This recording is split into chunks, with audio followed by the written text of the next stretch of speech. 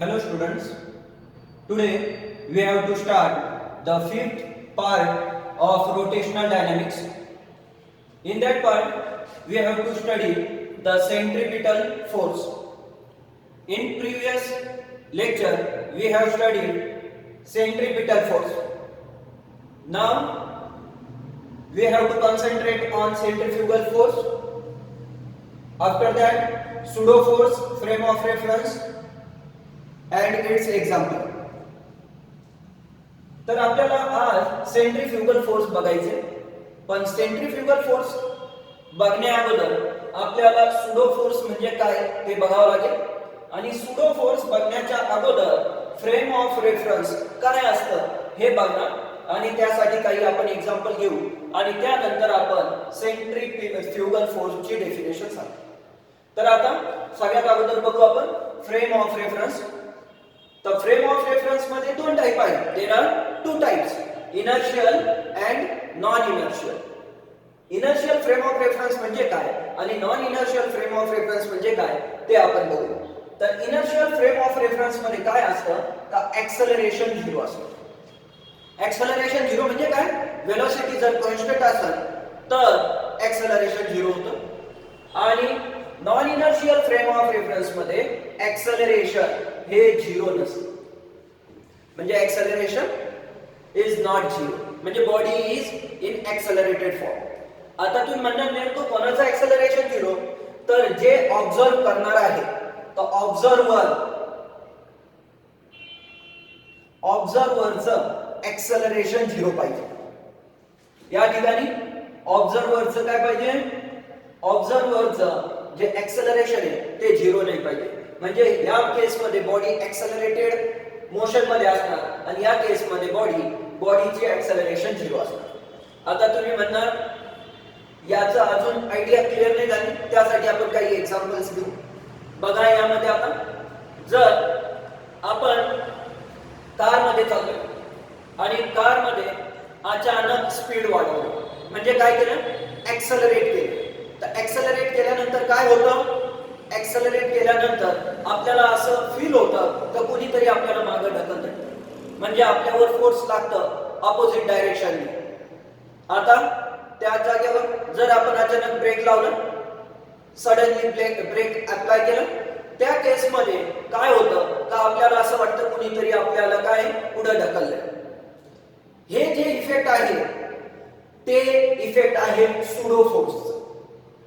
आता अजून एक्झाम्पल बघू. लिफ्ट आहे, लिफ्ट ज्या वेळेस स्टार्ट होती लिफ्ट त्यावेळेस आपण जर वर जाणार असतो तर आपल्याला असं वाटतं कुणीतरी आपल्याला खाली ढकलतंय, म्हणजे आपलं वेट वाढते असं आपल्याला फील होतंय. आणि ज्या वेळेस वरतून आपण खाली येतोय, ज्या वेळेस वरतून खाली येतो त्यावेळेस आपल्याला असं फील होतं का कुणीतरी आपल्याला वरती ढकलतंय. तर हे जे आपल्याला फील होणारा फोर्स आहे म्हणजे त्याला म्हणतात सुडो फोर्स. जे आपल्याला फील होणारा फोर्स आहे तो आहे सुडो फोर्स. आणि हा सुडो फोर्स हे कधी फील होणार, फक्त non inertial frame of reference मध्येच. इनर्शियल फ्रेम ऑफ रेफरन्स मध्ये काय असणार, रियल फोर्सेस असणार. रियल फोर्स म्हणजे काय, ज्याचं ओरिजिन आपल्याला माहित आहे, ते कशामुळे क्रिएट झाले, कशामुळे अराईज झाले ते आपल्याला माहित आहे, त्याला म्हणतात रियल फोर्स. तर या ठिकाणी इनर्शियल फ्रेम ऑफ रेफरन्स मध्ये काय असणार, रियल फोर्स असणार. आणि या ठिकाणी जे non inertial frame of reference आहे त्या केस मध्ये तिथं असणार सुडो फोर्स. Sudo force. तर आपल्याला काय समजलं का बॉडी जर एक्सेलरेटेड म्हणजे जर आपण ऑब्झर्व करतो एक्सेलरेटेड मोशन मध्ये, म्हणजे आपण स्वतः बी एक्सेलरेटेड मोशन मध्ये आहे ना, आपण ऑब्झर्व करतो त्या केस मध्ये आपल्यावर जे फोर्स लागणार तो असणार सुडो फोर्स. आणि त्या केस मध्ये जर आपल्याला माहित आहे ज्या वेळेस आपण शार्प टर्न घेतो, आता त्याचं ते एक्झाम्पल बघू. शार्प टर्न घेतल्यानंतर आपल्याला असं वाटतं कुणीतरी त्या साईडला, म्हणजे आपण टर्न इकडल्या साईडला घेतोय तर आपल्याला त्या साईडला आउटवर्ड कुणीतरी ढकलतंय असं फील होतंय. ते पण काय आहे, ते पण एक सुडो फोर्सच आहे. तर आपल्याला एक गोष्ट लक्षात घ्यायची का इनर्शियल फ्रेम ऑफ रेफरन्स मध्ये काय असतं का एक्सेलरेशन 0 असतं. कोणाचं, जे ऑब्झर्वर आहे त्याचा एक्सेलरेशन 0 असतं. आता ज्या केस मध्ये ऍक्सेलरेशन झिरो नसणार त्याला म्हणणार non inertial frame of reference आणि त्या ठिकाणी कोण रोल प्ले करणार सुडो फोर्स. आता ज्या वेळेस आपण गाडीमध्ये बसलेलो आहोत त्यामुळे आपण पण कशामध्ये आलो आपण पण एक्सेलरेटेड मोशन मध्ये आलो त्यामुळे आपल्याला तो फोर्स फील होतं आणि त्याला म्हणणार सुडो फोर्स. जर आपण गाडीच्या बाहेर आहे गाडी ऍक्सेलरेट झाली किंवा त्याने अचानक ब्रेक लावला आपल्याला त्याचं काही फिलिंग येणार नाही. आपण बाहेरून बघतो ना तर आपण बाहेरून बघतो म्हणजे काय आपण हे स्टेशनरी आहोत म्हणजे आपला ऍक्सेलरेशन झिरो आहे. पण जे गाडीमध्ये बसलेले आहेत त्यांना तो फोर्स फील होईल त्यामुळे आपण काय म्हटलं का जर ऍक्सेलरेशन झिरो नसेल तर ते झालं non inertial frame of reference आणि त्या केस मध्ये सुडो फोर्स त्याच्यामध्ये ऍक्ट होणार. आता आपण बघू तर 3 एक्झाम्पल बघितले. आता 2 एक्झाम्पल बघितले कारचं बघितलं लिफ्टचं बघितलंय. लिफ्ट वरती जाताना आपल्याला खाली कुणीतरी ढकलतंय असं फील होतंय वरतून खाली येताना वरती कुणी ढकलतंय असं आपल्याला फील होतंय. कारमध्ये अचानक ब्रेक लावला तर आपल्याला आपण पुढे ढकलला जातोय किंवा अचानक ऍक्सेलरेट केलं तर आपण मागे ढकलला जातोय. तर हे नेमकं कशामुळे होतं तर हे होतं आपल्या मासमुळे म्हणजे ज्याच्यावर ते फोर्स ऍक्ट होतं ज्याच्यावर तो फोर्स ऍक्ट होतं त्याच्या मासमुळे हे फोर्स क्रिएट होतं. आता तुम्ही म्हणणार कसं कारण आपल्याला माहित आहे मास हॅज वन प्रॉपर्टी इनर्शिया. मासला एक प्रॉपर्टी आहे त्याला आपण इनर्शिया म्हणतो. आणि काय आहे इनर्शिया? इनर्शिया म्हणजे अशी प्रॉपर्टी आहे का ते काय करतं त्याच्या पोझिशन चेंज होण्यास अपोज करतं. म्हणजे जर रेस्ट मध्ये असेल तर ते रेस्ट मध्येच ठेवण्याचा प्रयत्न करतो किंवा मोशन मध्ये असेल तर मोशन मध्येच ठेवण्याचा प्रयत्न करतो. ते आपण न्यूटन्स फर्स्ट लॉ आपल्याला माहित आहे त्यावरून आपण सांगितलेले आहे का इनर्शिया काय आहे का बॉडीला रेस्ट मध्ये असेल तर रेस्ट मध्येच ठेवण्याचा प्रयत्न करणार किंवा मोशन मध्ये आहे तर मोशन मध्ये ठेवण्याचा प्रयत्न करणार. तर आता याच्यामध्ये आपल्याला समजले का हे इनर्शियामुळे काय होतं का आपण पुढे ढकलला जातो किंवा मागे ओढला जातो. जसं बॉडीची टेंडन्सी अचानक ऍक्सेलरेट केलं म्हणजे स्पीड वाढवलं तर काय होईल तर आपली बॉडी आहे ती पर्टिक्युलर पहिल्यांदी v स्पीडनी चालली होती. आपल्या बॉडीचं म्हणजे कारचं स्पीड जे होतं ते v होतं आणि त्यामुळे आपल्या बॉडीचं जे स्पीड होतं ते पण v होतं. पण अचानक आपण काय केलं का त्याचं स्पीड वाढवलं. समजा आपण काय केलं v + dv इतकं स्पीड केलं. पण आपल्या बॉडीला काय आहे स्पीड तर vच आहे त्यामुळे आपली बॉडी मागे राहण्याचा प्रयत्न करणार तर त्याला पुढे ढकलण्याचं काम कोण करणार तर हे सुडो फोर्स आहे. आता या केस मध्ये ज्यावेळेस ऍक्सेलरेट होणार त्यावेळेस मागे ढकलणार कारण आपली बॉडी काय करणार मागे जाण्याचा प्रयत्न करणार कारण त्याला v वेलोसिटी आहे dv नाहीये. अचानक ब्रेक लावला म्हणजे काय केलं पहिलं v होती स्पीड पण आता आपण ब्रेक लावल्यामुळे त्याचं स्पीड झालं -dv पण आपल्या बॉडीला तर स्पीड आहे v. तर त्यामुळे काय होईल तर आपल्या स्पीड v असल्यामुळे बॉडीची टेंडन्सी काय असणार पुढे जाण्याची. पण अचानक ब्रेक लावला तर काय होईल म्हणजे बॉडीची टेंडन्सी पहिल्यांदी एक स्थिर होती पण अचानक ब्रेक लावल्यामुळे बॉडी काय होईल पुढे आपली बॉडी पुढे ढकलली जाईल. का कारण त्याला कारण आहे इनर्शिया. इनर्शिया काय करणार अपोज करणार त्याच्या पोझिशन चेंज होण्यासाठी. ब्रेक लावलं तर आपली बॉडी पुढे जाणार आणि ऍक्सेलरेट केलं तर आपली बॉडी मागे येणार आणि ते पुढे किंवा मागे करण्याचं काम करणार आहे सुडो फोर्स. कशामुळे होणार इनर्शियामुळे होणार. इनर्शिया काय आहे मासची प्रॉपर्टी आहे. तर अशा प्रकारे आपण हे एक्झाम्पल बघितले. आता तिसरं एक एक्झाम्पल बघू मेरी गो राऊंड. मेरी गो राऊंड काय आहे जे लहान मुलं असतात ते एक गोल राऊंड वर बसून ते गोल गोल खेळतात त्याला मेरी गो राऊंड म्हणतात. त्यामध्ये काय होतं आपण मी बघितलेले आहे जे त्यामध्ये ज्या वेळेस हे गोल राऊंड होतं मुलं असे बसलेले आहेत यामध्ये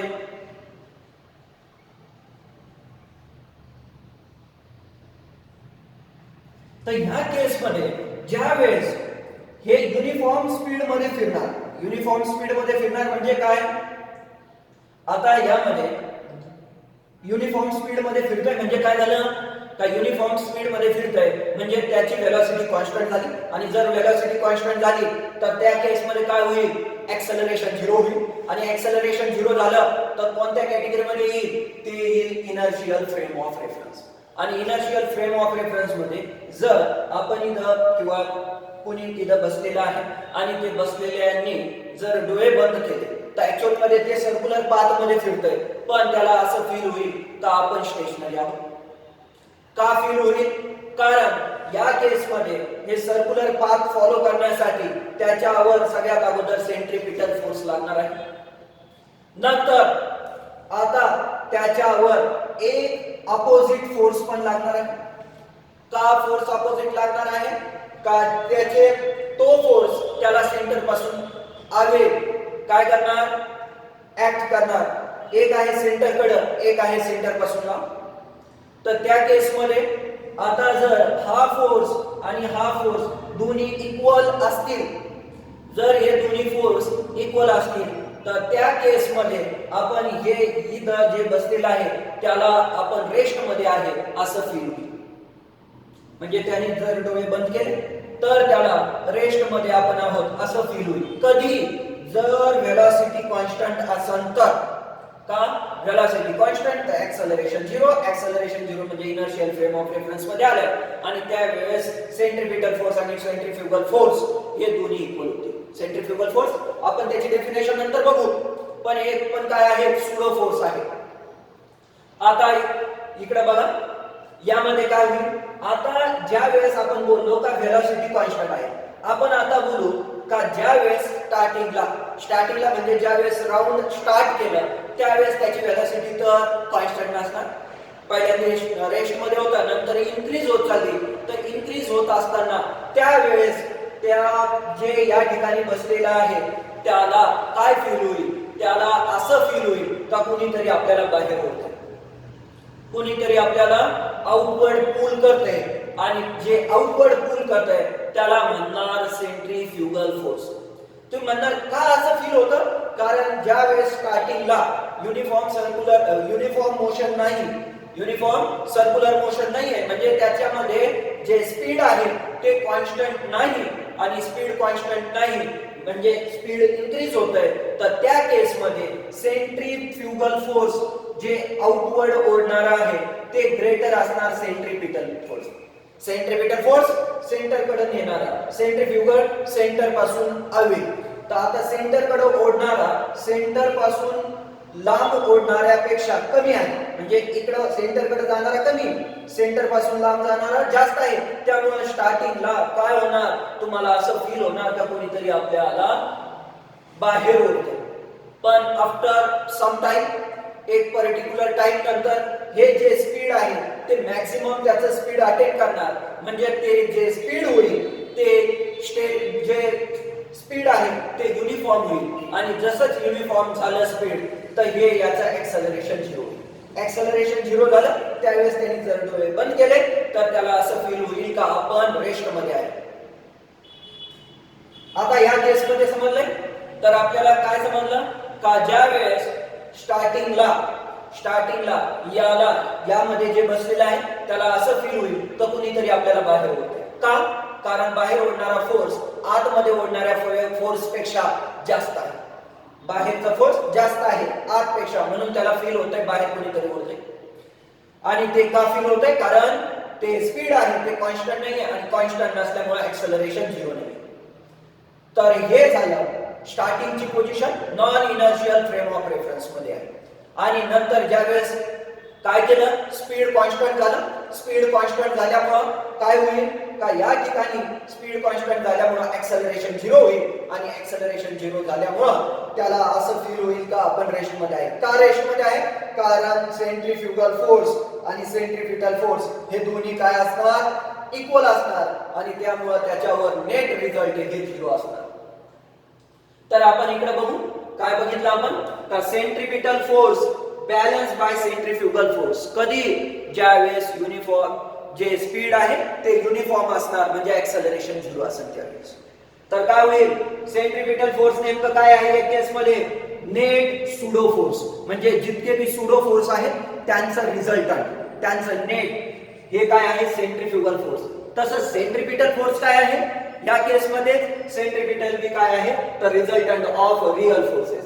resultant of real forces centripetal आणि नेट सुडो फोर्स हे सेंट्रिफ्युगल. म्हणजे सगळे मिळून सुडो फोर्स सगळे जितके बी असतील त्यांचं कॉम्बिनेशन सेंट्रिफ्युगल आणि सगळ्यांचं रिझल्टंट जे असणार सगळे रियल फोर्सचं रिझल्टंट जे असणार ते सेंट्रिपिटल. आता मला हे सांगा युनिफॉर्म सर्क्युलर मोशन म्हणजे काय झालं जे बॉडीची वेलोसिटी आहे ती युनिफॉर्म आहे त्यामुळे ऍक्सेलरेशन 0 झालं. त्या केस मध्ये काय होईल का सेंट्रिफ्युगल फोर्स आणि सेंट्रिपिटल फोर्स दोन्ही इक्वल होणार. इक्वल होणार तर काय आहे आपल्याला एक माहित आहे. आता आपण त्याच्या डेफिनेशन कडे येऊ.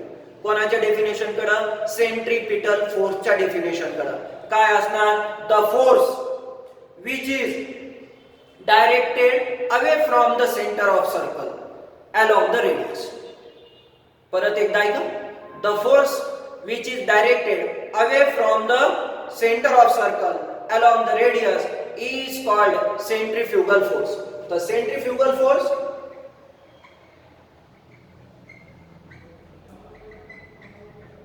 centrifugal force काय आहे directed away along the radius. आता आपल्याला फॉर्म्युला काय आहे सेंट्रिफ्युगलचं फोर्स सेंट्रिफ्युगल फोर्सचं फॉर्म्युला काय येईल सेम फॉर्म्युला येईल त्याचा काय F फोर्स आहे F ने डिनोट करणार. आता सेंट्रिपिटल फोर्स आहे सेंट्रिफ्युगल फोर्स आहे F ने जर डिनोट केला तर त्याची व्हॅल्यू येईल m * a. तुम्ही म्हणणार का कारण आपण इथं आता चर्चा केली का हे फोर्स कशामुळे होतं तर त्याच्या मासमुळे होतं. कोणाच्या मासमुळे का ज्याच्यावर ते फोर्स ऍक्ट होतं त्याच्या मासवर. आणि ऍक्सेलरेशन कोणाचं का ज्या बॉडी मध्ये आहे म्हणजे या ठिकाणी ऍक्सेलरेशन कोणाचं हे जे मेरी गो राऊंड आहे त्याचं ऍक्सेलरेशन म्हणजे जी मोशन मध्ये बॉडी आहे त्याचं ऍक्सेलरेशन. आता ma आता आपण ऍक्सेलरेशनची व्हॅल्यू माहित आहे आपल्याला सेंट्रिपिटल ऍक्सेलरेशनची व्हॅल्यू माहित आहे. सेम ऍक्सेलरेशन इथं बी असणार तर मी काय लिहिणार m आणि ऍक्सेलरेशनचा फॉर्म्युला आहे v²/r. तीन फॉर्म्युले काढले होते आपण. आता यामध्ये m ω²r हा एक फॉर्म्युला आहे आणि v हा एक फॉर्म्युला आहे. आता वेक्टर फॉर्म मध्ये जर बघायचं तर आपल्याला डायरेक्शन बघावं लागेल आणि डायरेक्शन साठी आपण हा फॉर्म्युला जर घ्यायचं तर आपल्याला माहित होतं सेंट्रिपिटल फोर्स आणि सेंट्रिफ्युगल फोर्स. सेंट्रिफ्युगल फोर्स साठी काय लिहिणार m v²r बार. पण इथं मी काहीच लिहिलं नाही म्हणजे ते प्लस आहे. तुम्ही म्हणणार का प्लस कारण हे याची डायरेक्शन कशी आहे away from the centre. R bar ची डायरेक्शन कशी आहे अवे फ्रॉम द सेंटर. दोघांची डायरेक्शन सेम असल्यामुळे याचा फॉर्म्युला झाला m ω²r बार. लक्षात आणा सेंट्रिपिटलचा फॉर्म्युला काय होता सेंट्रिपिटल फोर्सचा फॉर्म्युला होता -m ω²r बार. सेंट्रिपिटल फोर्सचा आहे आणि हे सेंट्रिफ्युगल फोर्सचा आहे. सेंट्रिपिटल म्हणजे काय आता त्यामध्ये टुवर्ड्स द सेंटर आणि आर बारची अवे फ्रॉम द सेंटर. दोघांची डायरेक्शन अपोजिट आहे म्हणून इथं मायनस आलं. Centripetal toward the centre centrifugal away from the centre. आता R bar away from the centre centrifugal away from the centre. दोघांची direction same त्यामुळे इथं प्लस असणार. आता जर दोघांची ऍडिशन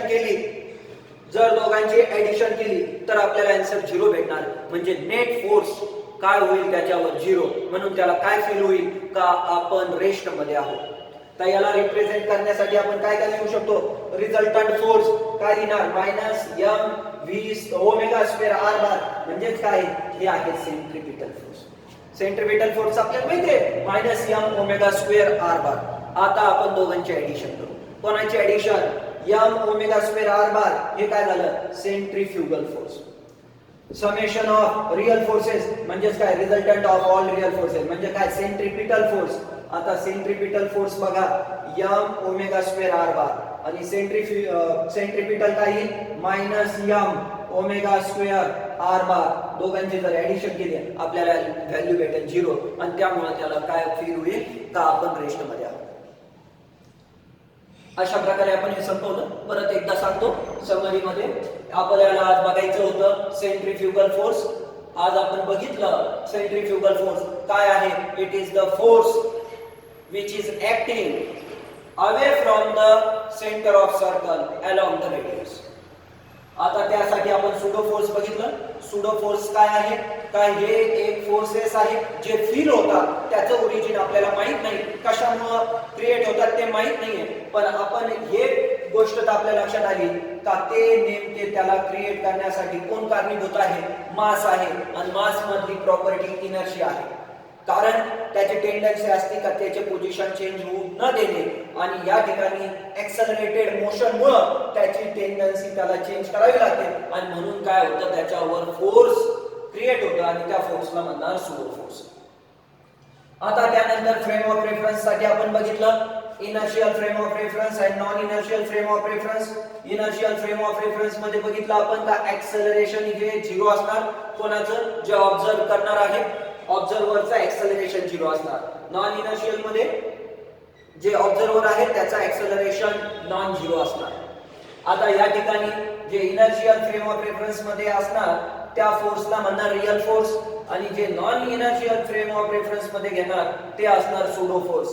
आता या ठिकाणी सुडो फोर्स काय आपण बघितलं, जे फील होतंय आपल्याला कधी कधी ज्यावेळेस आपण अचानक काय केलं, ब्रेक अप्लाय केला, आपल्याला त्याच्या अपोजिट डायरेक्शन मध्ये काय होतं, ब्रेक अप्लाय केला तर आपल्याला कोणीतरी मागं, ब्रेक अप्लाय केल्यानंतर आपल्याला कोणीतरी पुढे ढकलल्यासारखं होतंय, जर आपण एक्सेलरेट केलं तर कोणीतरी मागे ढकलल्यासारखं होतंय. आणि कर्व पाथ मध्ये जर आपण टर्न घेतोय तर ते टर्न घेत असताना आपल्याला ते पूल कोणीतरी आपल्याला सेंटर पासून अवे ढकलतंय असं फील होतं. तर ते ज्या ठिकाणी ते सेंटरच्या वेळेस आपण जर टर्न घेणार असतो आपली गाडी, आणि जर इकडे त्याचं सेंटर असेल तर अवे इकडे आपल्याला फील होतं, आपल्याला कोणीतरी ओढतंय, आणि त्या ते ओढणारा फोर्स म्हणजे हे झालं centrifugal force away from the centre of circle.